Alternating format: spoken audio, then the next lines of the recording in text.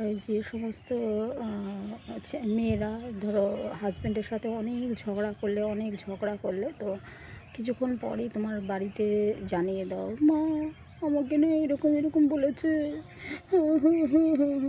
তো তাদের উদ্দেশ্যে এই কথাটা বলবো যে যখন তুমি সমস্ত ঝগড়ার কথা, হাজব্যান্ডের কথা, শাশুড়ির কথা তোমার বাপের বাড়িতে বলবে না, তো পরে যখন সেই হাজব্যান্ড আবার তোমাকে অনেক কিছু ভালোবেসে ভালো ভালো জায়গা খাওয়াতে নিয়ে গেল, ভালো কসমেটিক্স, তারপরে জামা কাপড় কিনে এনে দিল, এবং পরে ধরো তোমাকে প্রচুর ভালো ভালো গিফট করলো, সেই কথাগুলোও কিন্তু অবশ্যই বলো।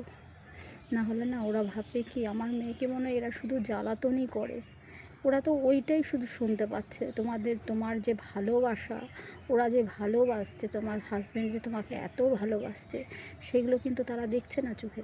তাই জন্য শেয়ার করবে তো দুটোই শেয়ার করো, ভালোবাসাটাও শেয়ার করো, কষ্টটাও শেয়ার করো।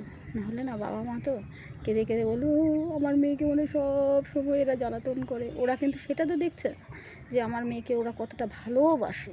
কিন্তু এক জায়গায় থাকতে গেলে তো হয় ঝগড়াঝাঁটি অশান্তি হবেই, কিন্তু সব কথা সব সময় শ্বশুর বাড়ির কথা বাপের বাড়িতে বলতে হবে সেরকম কোনো মানে নেই।